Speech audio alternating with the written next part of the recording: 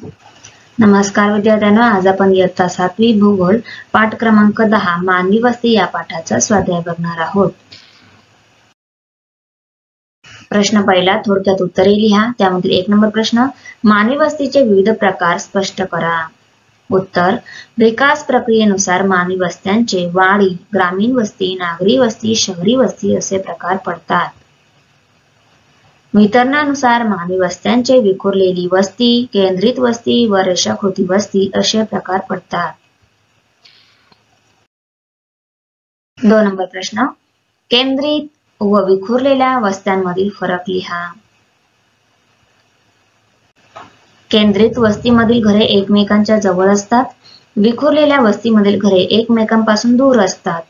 केंद्रित वस्त्यांमध्ये पुरेशा सोयीसुविधा उपलब्ध असतात, विखुरलेल्या वस्त्यांमध्ये पुरेशा सोयीसुविधा उपलब्ध नसतात।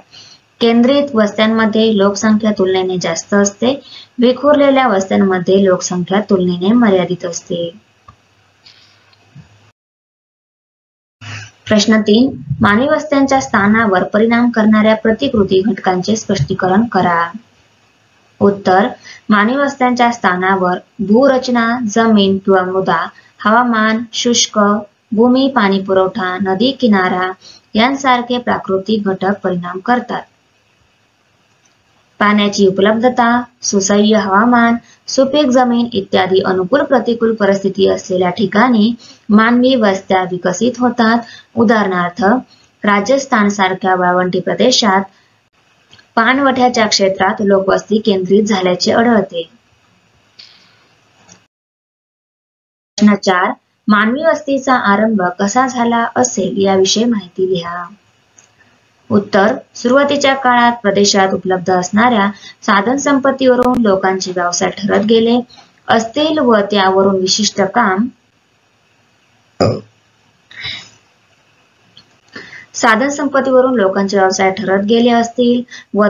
विशिष्ट काम करणाऱ्या समूहांच्या स्वतंत्र वस्त्या निर्माण होत गेल्या असतील। उदाहरणार्थ, समुद्र किनाऱ्यावरील मासेमारी व्यवसाय करणाऱ्या कोळी लोकांचा कोळीवाडा, वनोत्पादने गोळा करणाऱ्या आदिवासी लोकांचे आदिवासी पाडे, शेतकऱ्यांच्या वाड्या व वस्त्या इत्यादी अशा प्रकारे मानवी वस्तीचा आरंभ झाला असेल। प्रश्न 5, वाडी व ग्रामीण वस्ती या दोन मानवी वस्तीमधील फरक स्पष्ट करा। वाडी या मानवी वस्त्यांमध्ये लोकसंख्या मर्यादित असते, ग्रामीण वस्तीमध्ये लोकसंख्या तुलनेने अधिक असते। वाडीमध्ये सर्वसाधारणपणे एकाच प्रकारचे व्यवसाय करणारे लोक एकत्र राहतात, वस्तीमध्ये विविध व्यवसाय करणारे लोक एकत्र राहतात। वाडी ही तुलनेने विखुरलेल्या स्वरूपाची असते, ग्रामीण वस्ती ही तुलनेने केंद्रित स्वरूपाची असते।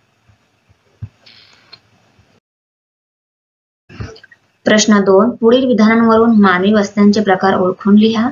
1, शेतात राहिल्यामुळे त्यांच्या वेळेची व पैशाची बचत होते। विखुरलेली वस्ती, वस्तीत सामाजिक जीवन चांगले असते। उत्तर, केंद्रित वस्ती। 3 नंबर प्रश्न, रस्त्यांच्या दोन्ही बाजूस दुकाने असतात। उत्तर, रेखाकृती वस्ती। 4 नंबर प्रश्न, ही वस्ती समुद्र किनाऱ्यावर किंवा डोंगराच्या पायथ्याशी असते। उत्तर, रेखाकृती वस्ती। 5 नंबर प्रश्न, प्रत्येक कुटुंबाची घरे एकमेकांपासून लांब असतात। विखुरलेली वस्ती। 6 नंबर, ही वस्ती संरक्षणाच्या दृष्टीने चांगली असते। केंद्रित वस्ती। 7 नंबर प्रश्न, घरे दूर दूर असल्याने आरोग्याच्या दृष्टीने चांगले असते। विखुरलेली वस्ती, घरे एकमेकांपासून लागून असतात। केंद्रित वस्ती। प्रश्न 3, आराखड्याचे निरीक्षण करून खालील माहितीच्या आधारे वस्त्यांचे प्रकार सांगा। अ प्रश्न, ए वस्तीमध्ये 5 ते 6 घरे असून गावात इतर सुविधा नाहीत। तर बघा उत्तर आहे विखुरलेली वस्ती। हा प्रश्न, बी वस्तीमध्ये माध्यमिक शाळा, मोठी बाजारपेठ व लहान चित्रपटगृह आहे। बी वस्ती इथे आहे। ओके, त्याचं उत्तर आहे नागरी वस्ती, केंद्रित वस्ती।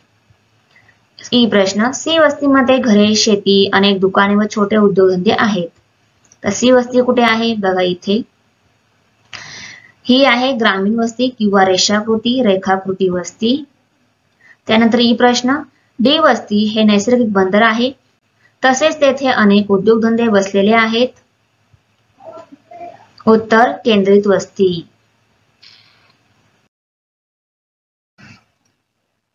सी ही रेषाकृती वस्ती आहे, ती तेथे विकसित होण्याचे 2 कारण सांगा. उत्तर 1.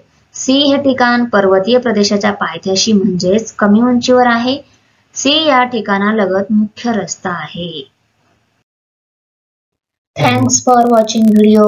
इयत्ता 7वीच्या मराठी, सेमी आणि इंग्रजी या माध्यमांच्या सर्व विषयांच्या स्वाध्यायाच्या नवनवीन व्हिडिओसाठी चॅनलला सबस्क्राईब नक्की करा. लाईक करा, कमेंट करा आणि वर्गमित्रांना शेअर करा.